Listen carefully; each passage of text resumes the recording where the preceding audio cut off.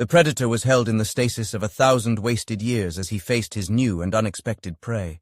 This one was no shrinking, fearful thing. Even across his darkened control room he could feel the rage. A creature like him. He dredged up the courage he had last seen generations ago and pulled his rifle down from the wall, his hands uncertain. His prey huffed at him.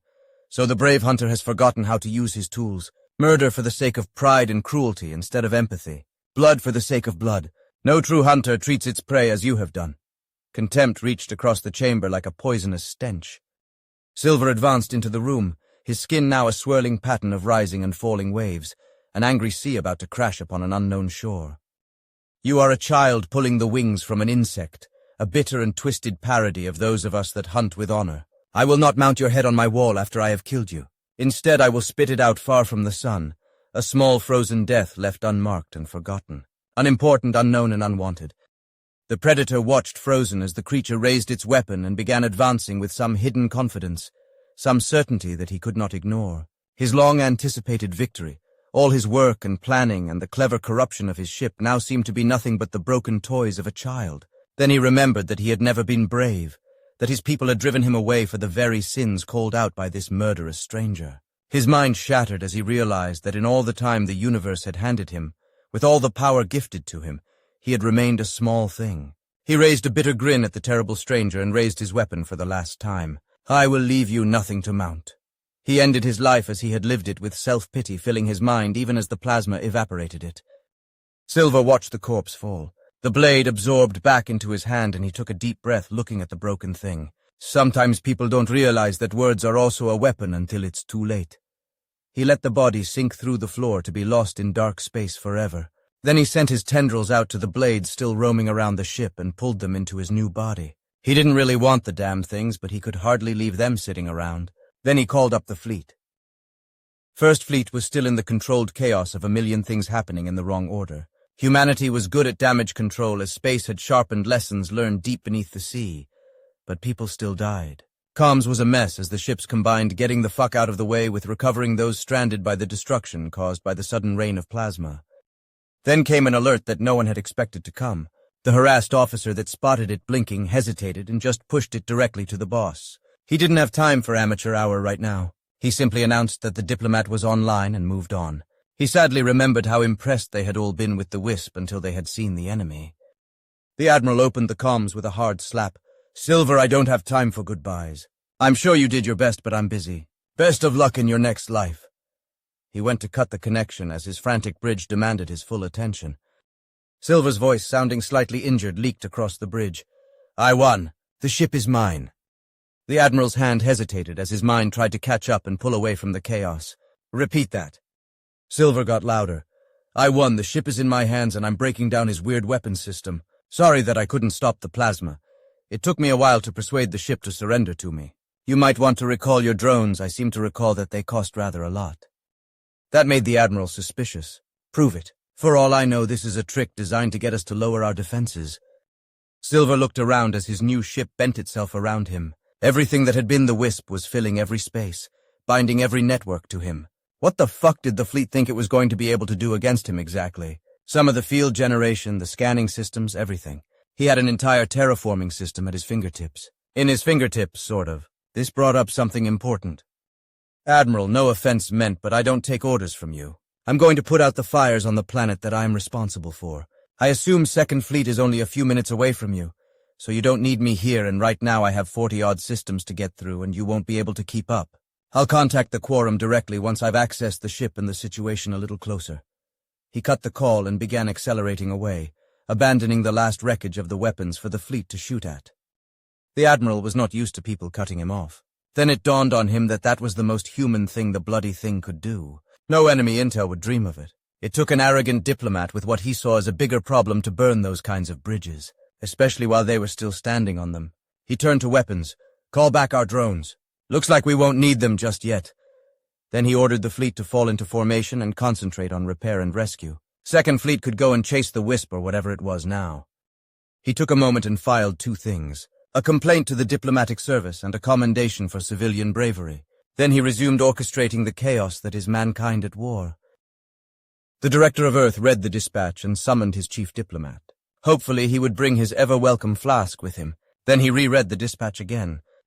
When his diplomat turned up, he silently passed it to him. "Fred, would you like to explain to me how your branch of my government seems to be in control of a Xeno battleship?" Fred did his usual sleight of hand and produced a flask and twin glasses. He poured without looking as he skimmed the dispatch. He had, of course, read it beforehand, but sometimes you found subtle tells in the minor changes in the text depending on the audience. The few he spotted were the fleet washing their hands of anything this strange new captain did. Short of putting "not one of us" on top of the note, it couldn't be any clearer. He looked up and let a slight grin cross his face. "Well, I don't think you want my people trained in how to start wars. Threaten them, perhaps. Silver is, or at least was, perfect for his level. A troubleshooter, quick on his feet, persuasive and young enough not to overthink the consequences. It would be typical that he would want to go and literally put out fires. His entire professional life has been being sent out to put out fires one way or another. He's also loyal. Not exactly to me, not to you, but he is a true believer in the expansion. A true believer in humanity." The director paused at that one. Fuck, were we ever that young?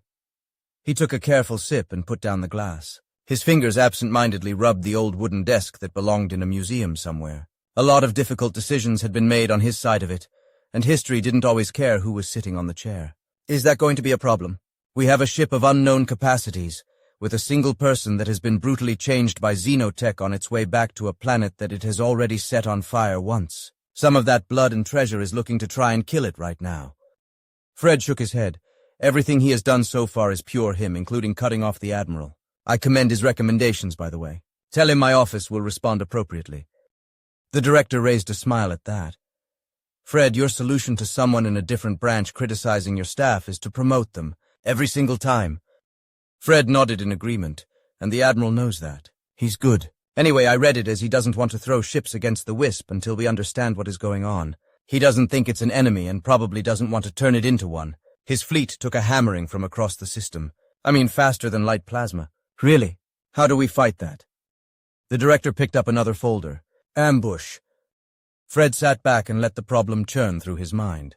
We know where he is going. We know why he claims to be going there.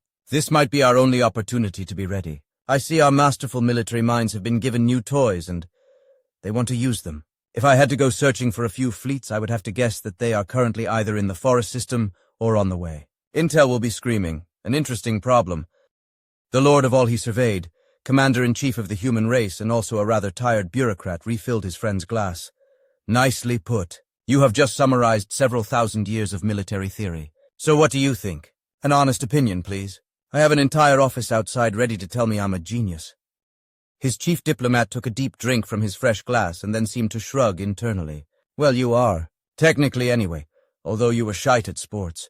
Some dark shadow fell over his face. Let the fleets prepare. If Silver doesn't call this office within, say, 20 minutes after he arrives, then try and end him. After that, I cannot help you except to send you meat and material until somebody wins. I think attacking him will be a mistake, but more because I will mourn the man we may have already lost than because we have better options. If that's a human we face out there, then he carries either the death of us all, or we have an incredible future ahead. The obvious pain on his friend's face brought the truth of the situation home in a way that all the reports could never do. The director spoke almost for the record to say the things that just needed to be said. We will not fail. We may lose, but we will not fail. Humanity will be safeguarded. He prepared 2 orders and leaned back. Now we wait for him to arrive. He pulled open a stubborn drawer and drew out a bottle. This came with the desk. Today is a good day to open it. Silver had little time for the tat that the predator had surrounded himself with and burned it all away. The stupid trophies from creatures long dead. The petty stones that represented wealth. Enough. He burned the walls back to gold and planned how to rescue Forrest from the damage done. Then his mammal brain raised a parade of red flags, all waving in the same direction. This is not how you think. These are not things that you would do. You don't burn relics, you don't pick fights with the dead. His almost forgotten stomach churned at what he had just done. He stopped his headlong rush into solving the immediate problem in front of him. Something was on fire. Yes, but he had called for help. Humanity was there. They would have answered his call. Whatever he was new. Humanity didn't always like new. His diplomatic instincts crawled out from under the manufactured haste and wiped themselves down. With a sullen glare, they presented him with what would happen when a lunatic Xeno battleship punched into a system that it had already burned down and promised to be good. He held himself still for a moment and summoned Wisp, the avatar he had been forced to surrender. It took a few moments for the ship to understand what he wanted, but then she stood in front of him again. He felt genuine joy when she appeared. She didn't seem to share his enthusiasm. "Silver, I thought we were past this. I was busy. In fact, I was busy being the major part of you that runs this ship. I'm trying to integrate several thousand times our original body weight into a functioning ship." "What?" Silver kept the smile. "You missed a bit. I seem to recall that you rebuilt me during panic and battle. You seriously need to turn those settings down or off. Also, I want you around as an avatar, even if it's only the rubber duck protocol. Then I want you to scour that arrogant predator from our systems. I felt like a god on Olympus and nearly crashed us straight into a shiny new war." Wisp seemed like she was about to make a cutting remark, but then her eyes widened. "Oh." There was a distinct pause. "I'm so sorry. Those were the commands you gave me when you were dying on the planet. It never occurred to me to change them. Would you like me to return us to human baseline?" Silver walked over and gave her a hug. She looked like she needed one, and he sure as hell did. "Wisp, without you, just thanks. Just chill on the adrenaline and I'll be fine. That's for emergencies only, okay?" He let her go. "Back to work for both of us, I guess." The avatar nodded and disappeared into the floor. She left a small rubber duck that looked up at him and quacked. The Admiral had reluctantly taken command of the Second Fleet. The terse command from Earth had informed him that he was now the spokesman and fleet controller until further notice, or he died in the field.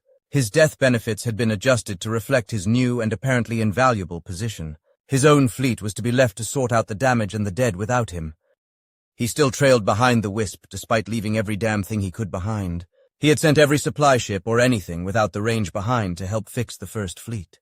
Then he began dropping captains, the ones that wouldn't run into battle, the ones that either didn't maintain their ships or just plain didn't want to take on the Wisp. He didn't fuck about them and had them arrested and stripped of rank on their own bridge. He could read the same damn writing on the wall. They could all die today, but some of them seemed to forget why they would die, what they were dying for, who they would be dying for. He personally didn't think this was an enemy, and he certainly didn't think this was the end of the world, but he'd be damned if he had to carry officers like that into any battle. "Sir, the Wisp has stopped short. It's orbiting the local sun, one jump short of our destination. Do you think he is expecting an ambush?" The Admiral leaned forward. "I would." He checked the map. "Tell the concave Milita to enter the system and ask him what the hell he's doing. In the meantime, let's catch up, shall we?" Concave Milita, receiving. "What's up? Other than the shit show?" "Forest emergency control, we need you to jump. You're the nearest ship we have." "Concave Milita, what?" "I'm out here throwing ice at the fire. Do you remember the big fucking fire? Because that's what I'm out here throwing ice at. I'm probably the furthest ship in the system from anything. Shit." "Forest emergency control. The ship that set our planet on fire is next door and Fleet wants to talk to it. Apparently it's really sorry. Fleet isn't really big on explanations right now, so just jump in, send the fucking message, and do the scans. They tell me you and your crew will be well paid." "Concave Milita. What fucking crew? I'm hauling ice. It's me and 8 bottles of whiskey." "Forest emergency control.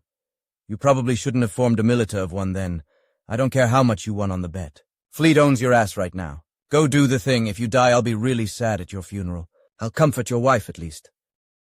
Silver waited as his systems moved to what he now called the don't panic settings, and used his brain for the first time in a while. He thought the biggest issue was probably range. He could shoot at them, but they couldn't shoot at him.